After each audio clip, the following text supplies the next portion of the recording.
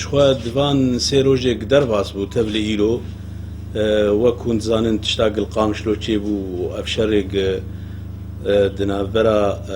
هێزên ئەسایشê de û dinavbera rejîmê de û êgê pêvgirêdayî hêzên pêvgirêdayîn wek dîfa wetanî çêbû bi rastî rewşa gelekî xerab li Qamişlo hat peydakirin ji netîca wê jî gelek insanên sivîl wek dibêje belkî ji birîndara û ji insanên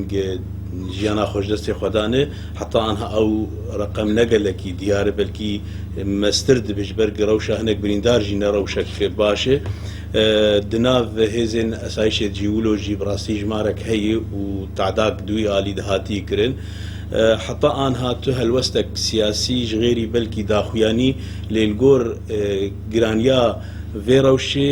tevgera siyasî Kurdî wek tişta jê dihat xwestin gikaribe li gor vê rewşê civatê xwe ya dîtina xwe helwesta xwe bide xuyakirin cê mexabiniyê bû me wek partiya pêşverû me pêşniyarek kir ge em çilo karibin civatekê li dar bixin ji bo wê jî îro belkî gihaş gihandinê bi rengekî şaş got yanî civatek berfireh ne ew bû ê me civatek me bi hevalên hevbendî re wilo bi hevalê tevdemê re me xwest em bi rastî Encumena Îjtimanî Kurdî me nikarîbû em wan yanî dengê xwe bigînin wana ji ber van zirûfê heye me xwest em bi hev re danûstandinê bikin em çi karin bikin civatek heger di aliyê Kurdî bi xwe bixwede yan civatek belkî firehtir jî ji ber bûyer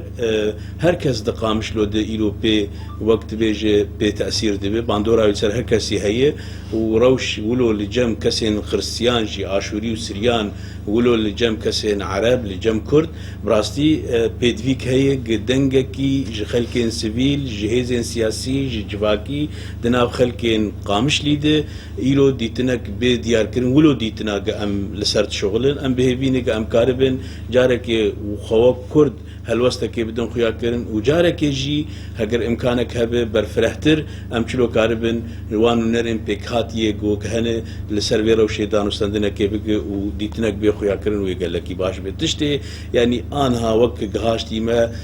tiştê hinekî yanî ber bi baş gemere dibêje hinek ne li hev hatina dawî di hundirê peymanekê de bes hidnak hatiye elan kirin ev hidne hetanî ge ew danûstandin kawê çawa yanî itîfaq çêbibe îro anha wilo ji bo wê jî hûn dibînin yanî şer hatî rawestandin ji ber gişandek di navbera her du aliya de diçû dihat xuya yanî gihaştin wê biryarê di nav xwe de em bihêvîne ev hidne berdewam bibe wilo jî ew itîfaq jî têkeve yanî tenfîzê de imkan jê pê peyda kirin em jî li aliyê xwe de wek Kurd wek hêzên siyasî Kurdî yan wek pêkhatiyên deverê heger bi van tevar em çilo karibin yanî dîtina xwe zelaltir di pêşiya van tiştê dibin bi vî rengê dibe xeteriya gil ser Qamişlo di nav pêkhatiyê wê de û